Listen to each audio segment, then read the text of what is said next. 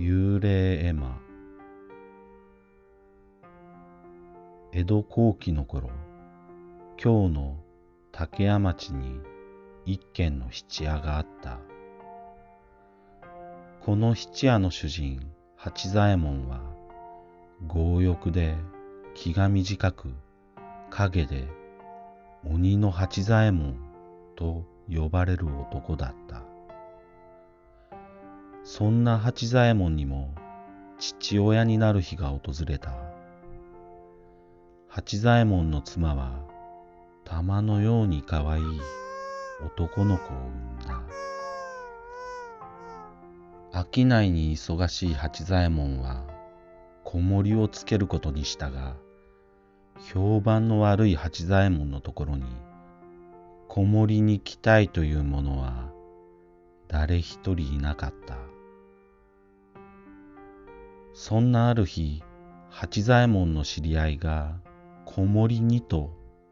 近江の百姓和兵衛の娘おふみを連れてきた。このおふみは13になる気立ての優しい娘だった。子供好きも相まって毎日子供を背負っては面倒を見、それは主人の子供を可愛がった。質屋の近くには講堂と呼ばれるお寺があり、西国33カ所の札所の一つで、いつも巡礼に訪れる人々でにぎわっていた。白衣の巡礼者たちは講堂の観音様の前で鈴を鳴らし、御詠歌を唱えていた。おふみはこの穏やかで気持ちの良い行動が気に入り、むずがる子供を背負っては足を向かわせ、いつの間にか御詠歌を覚え、子守歌代わりに歌うようになっていた。花を見て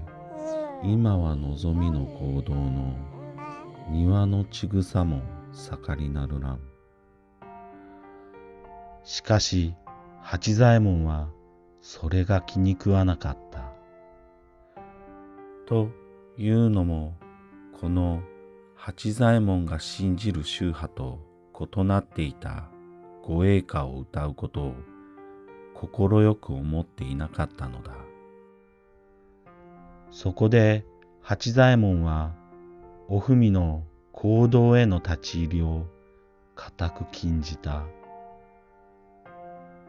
主人にお咎めを受けたおふみは、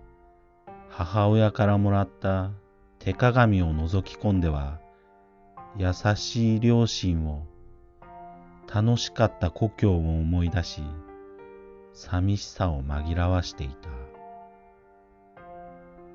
おふみはしばらくの間、講堂へ向かうのを我慢していた。が、むずかる子供を背負って、他に行くところもなく、足はいつの間にか講堂に向かってしまうのだった。雪の降るある寒い冬の夕方、八左衛門が珍しく子供をおぶってあやしていると、背中の子供がたどたどしい口ぶりで御詠歌を歌い始めた。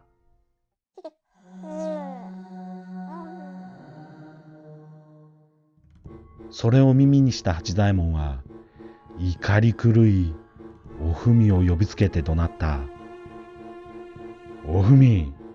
何度言ったらわかる。今日という今日はもう許さんぞ。さあこっちへ来い。泣いて謝るおふみを引きずり土蔵に連れてくると、着物を剥ぎ取り頭から冷水を浴びせ、そのまま土蔵の中に閉じ込めてしまった。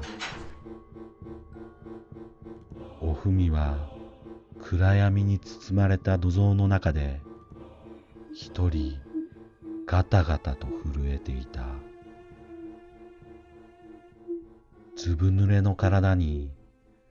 虫小窓から容赦なく吹きつける風には雪が混じり、地面は凍てつくように冷たく、おふみの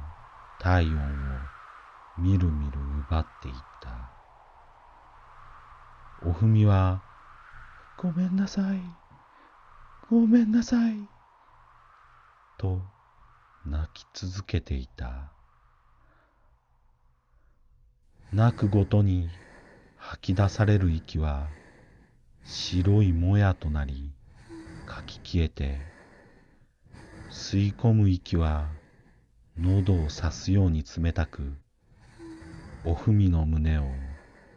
締め付けた。そしてその息も次第に絶え絶えとなり、最後に一息小さなもやを吐き出すと、二度と息を吸い込むことはなかった。翌朝、八左衛門が土蔵へ行ってみると、おふみは小さな体をさらに小さく丸め、凍え死んでいた。八左衛門はその姿を見てぎょっとし驚きもしたが、こうなった以上仕方がないと、裏庭に穴を掘っておふみの冷たくなった亡骸を埋めた。そしておふみの親元へは好きな男ができたらしく、無断で家を出たと伝えた。おふみの両親は驚いて京に飛んでくると、主人に事情を尋ねたが、主人は知らぬ存ぜぬを突き通すのみならず、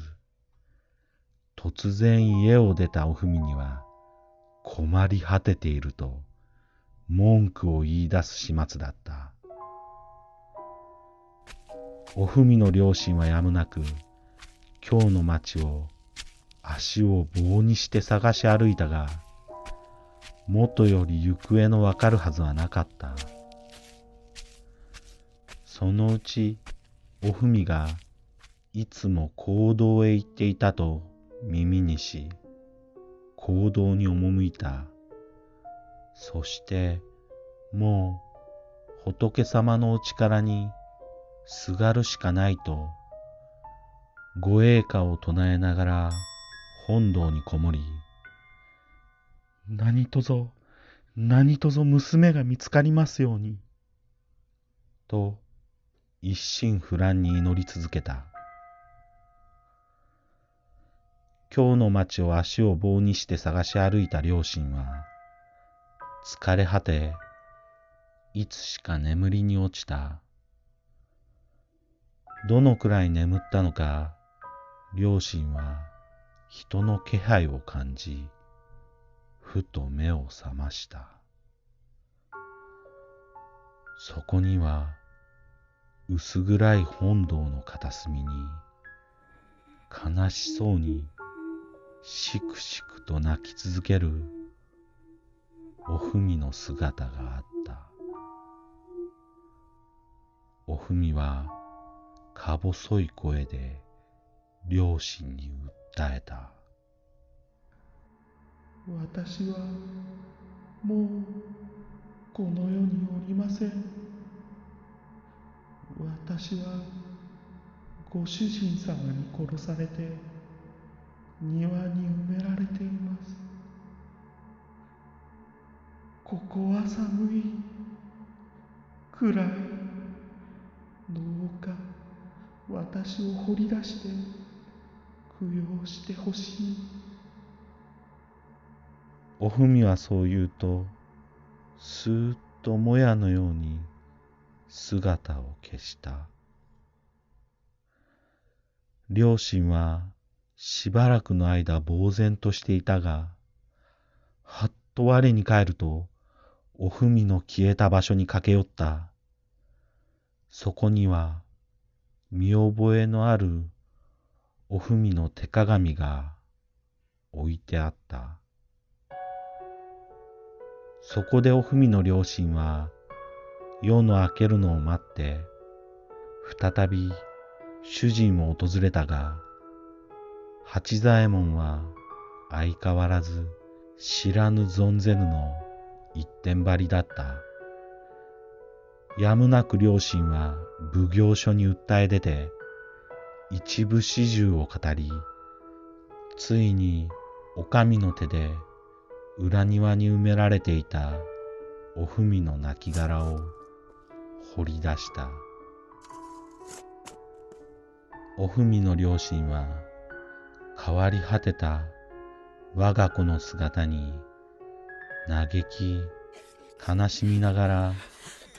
手厚く葬った。おふみの行方が分かったのもすべて行動のおかげだと、形見の手鏡をはめ込んだ絵馬におふみの幽霊とそのいきさつを書き込んで行動に奉納した。その後、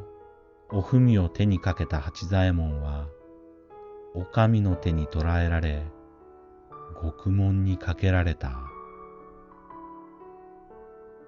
両親はおふみの冥福を祈り、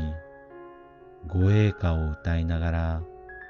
西国33カ所を巡った。この講堂に収められている幽霊絵馬は、かわいそうなおふみの伝説を現在もなお人々に伝え続けている。